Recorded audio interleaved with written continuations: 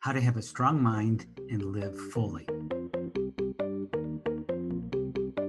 This is Philip Melrose, my wife and partner Jane and I. We help people step up and tap into the heart of success with holistic coaching and healing.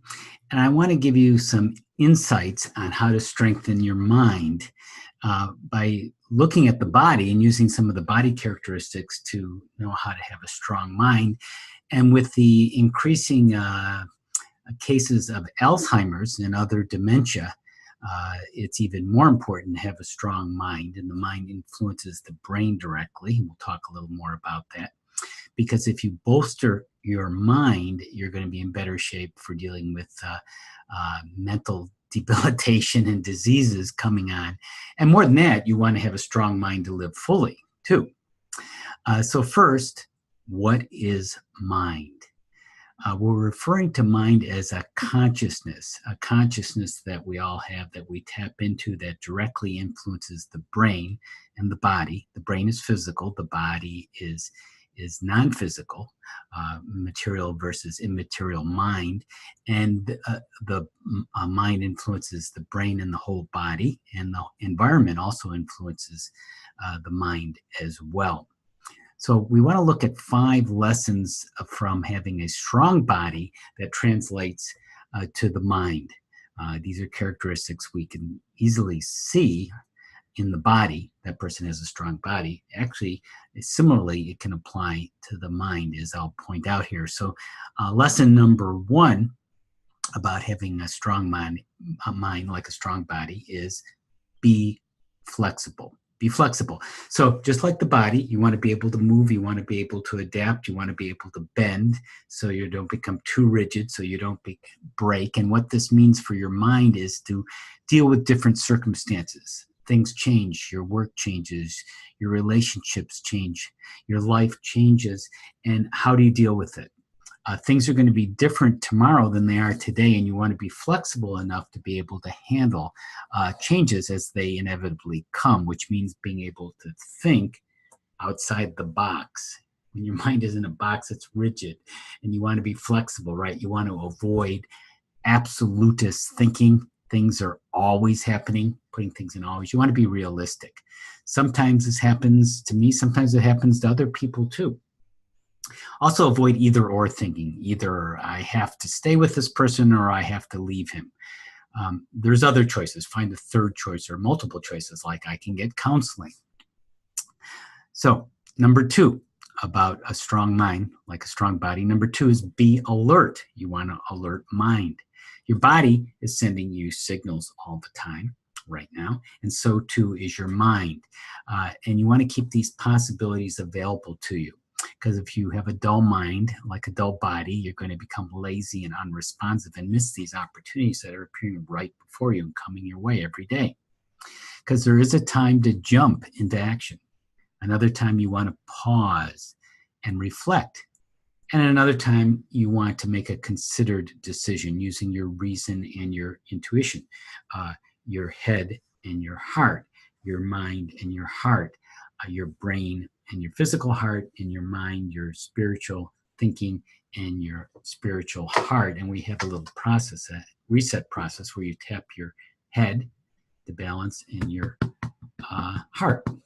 So be alert to that. Be alert to possibilities. Don't be over alert or hyper alert, hyper vigilant, unless there is imminent danger. Otherwise, take your time, let your mind assist your body, and have more restful awareness, more inspiration, and more purpose in your life. As one of our students said to us, I have a bigger purpose than just my body. I have more going on in my life now. So the third characteristic of a strong mind is be toned. Just like a body can get firm, so can a mind get stronger and firmed. Your thoughts and feelings create pathways in your brain, your physical brain, and as you cultivate with your mind positive thoughts and feelings, this is going to go physically into your brain, into your whole body, but it's going to create a circuitry, and you're going to have more positive self-talk. And the monologue with yourself is going to sound good to your body and your brain and your mind. And remember, this takes time. You want to cultivate habits of positive thinking and be a lifelong learner. That's part of this, because that builds your what's called cognitive reserve. That means if you have a lot of learning, you can build your pathways. You have a stronger mind. You have more physical matter inside your brain. So when Alzheimer's is less likely to deteriorate your brain because there's more to it, because you've become a lifelong learner. And that's part of toning. We're calling it toning your mind in this case.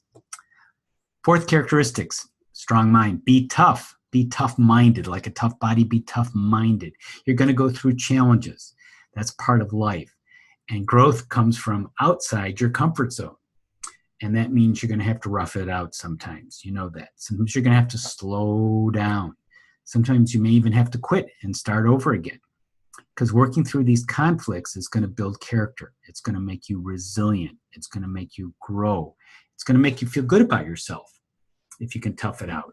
And then in turn, you're going to be helping yourself, be able to help yourself with a stronger mind, and in turn help others as well. And the fifth characteristic of a strong mind, like a strong body, is to be balanced. Listen to your body and your mind, which means being mindful, which connects to your heart. Remember, we talked about that, tapping the reset process we developed, the tapping the head and then the heart, because opening your mind opens your heart, and opening your heart opens your mind. They're working together for adjustments from moment to moment. So you can use your intuition, you can use your creative insights, you can use your imagination, and stay grounded in the process too, and be more productive, and stay more single-minded instead of getting lost in distraction and multitasking. And you're exercising your mind, and you're strengthening it when you're balancing it with your open mind, your open heart. So in conclusion, in your body and your mind, use it or lose it. You've heard that. The body's more external. You can see it, so you can kind of sense when your body is looking good, feeling good. Yet many of the same or similar characteristics, as we've discussed, apply to the mind. So it's easier, it becomes evident that you're healthy in a healthy mind, body, and it becomes evident in a healthy mind when you start to realize these characteristics. Are you flexible in your mind? Are you alert? Are you toned? Are you tough-minded? Are you in balance? And that's going to help you function optimally, living fully, because you're going to remember to think, feel, and use your memories. And if you take care of your mind, it will take care of you.